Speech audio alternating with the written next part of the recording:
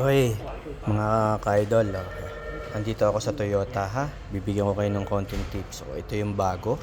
Okay? Ayan, ito yung akala natin ay bago pa. Tapos ito naman yung sa tingin natin ay bago-bago pa. Pero papalitin na. Ha? Yan o. Ito normal. Bago. Normal. Papalitin na. Okay? Huwag niyong antayin na sumabog pa ang gulong. Okay? Diyan tayo sa gulong. Dito naman tayo sa langis. Mga nagtitipid magpa-change oil. Huwag kayo magpa-change oil. Bahala kayo. Masira ang makina nyo. Ito ang bago. Okay? Sa loob ng 6 na buwan nyo ginagamit, tipid kayo. Ganyan. Magiging kaitim. Ito naman, sobrang itim na malapot sa loob ng 9 months. Okay? Ito mga bago. Ito yung ibang klase ng mantika ng ating sasakyan. Oops. Siyempre, pag nagpa-change oil kayo, papalitan din ng ating air filter. Okay? Ang fuel filter. Oil filter. Oil. Okay? Siyempre, nag-change oil, pinalitan ng langis, papalitan din ng filter. Ganon din yung air filter, fuel filter, para mapalinis natin. Ito, mga klase ng langis. Depende yan. Ito sa di gasolina. Ito naman sa diesel. Okay? Langis, bakit may mga klase? Bakit di pare-pareho? Depende sa laki ng makina at depende sa klase ng langis na gagamitin natin.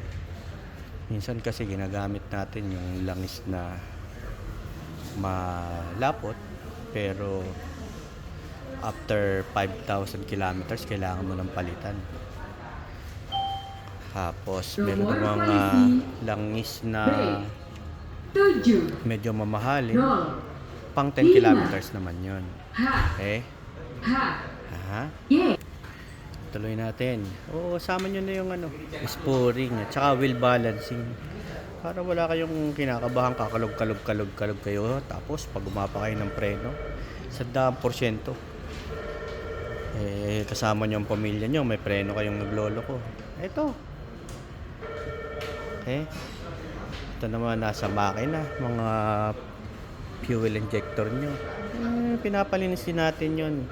Sama yun sa pagpapatune up. Ito yung nagamit nila. Next, baterya na sasakyan. Ako naman nagpalit na ako after 3 years. Hindi ko na niremedyohan yung iba kasi nilalagyan, pinapalitan ng tubig, ganyan. Tumatagal pa ng another 6 months to 1 year. Siguro kung namamasada ka, pero kung kotse ka, eto, bili ka ng bago sa baterya. Sabi nga nila, bateryang maaasahan, lumalaban pag matagal. Ano pa, tips na may ibigay ko sa inyo? Tamang paggamit ng wiper fluid. Yung iba, magamit ng sabon, Joy, kung ano-ano mga binibili sa online. Ang nasisira doon, yung wiper mismo. Kasi ang wiper ngayon, may rubber, may synthetic. Kung tama ang ginagamit yung wiper fluid, hindi yung ibang lagay-lagay lang ng sabon. Lumulutong yung wiper, pero mas importante pa rin na hindi naiinitan yung sasakyan kapag nasa init. Taas yung wiper para pagka umuulan, malinis ang salamin. Ayan ang mga tips from Toyota. At dahil nagpapalit ako ng transmission oil, 50,000 pa ako magpapalit ng transmission oil ayon sa normal na sasakyan na automatic. Pero 40,000 na ako tsaka 3 years. So nagpapalit na rin ako. Kasalang na. So bali ito yung magiging gastos. Lahat-lahat. Ayan bibigyan ko na kayo ng kwenta 3.425.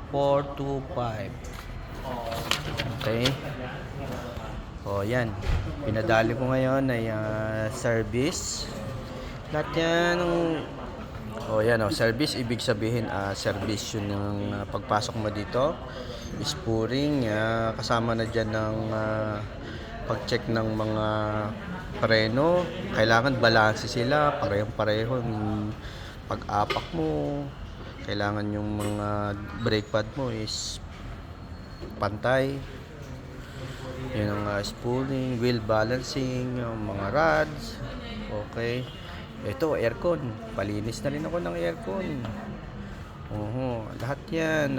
Sound cleaner. Okay, makina. Okay, change oil. Okay, refrigerant. Lahat lilinisin para malamig. Mas malamig ang sasakyan, mabilis lumamig. Mas quality ang lamig, mas nakakatipid tayo sa gas. Yung natitipid natin, diba?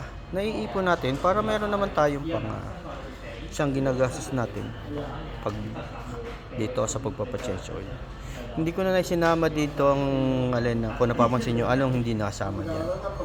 Ang hindi nakasama dyan na yung engine wash. Hindi ko siya na pina-engine wash kasi masipag naman ako magpunas ng makina. Napakakinis ng makina ko.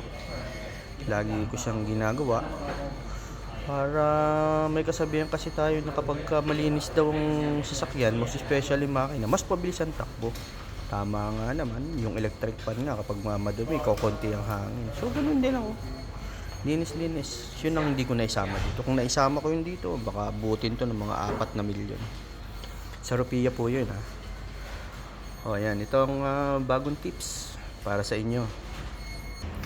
Pagkatapos naman ng ganitong gastos, mararamdaman nyo naman, hindi kayo kakabakaba sa daan.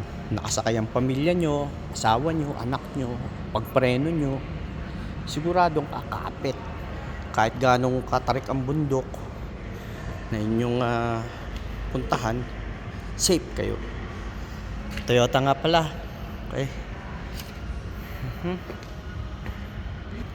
Papuntahan naman natin ng viewing deck kung saan nag-aantay ang mga nagpapa-service. Okay. Ito, makikita mo yung paano nila ginagawa. Ito mo siya. Service. Inugasan nila. Lahat. Automated lahat yan. Detailed. May mga specific person na specialized para lang sa iba't ibang klase ng maintenance.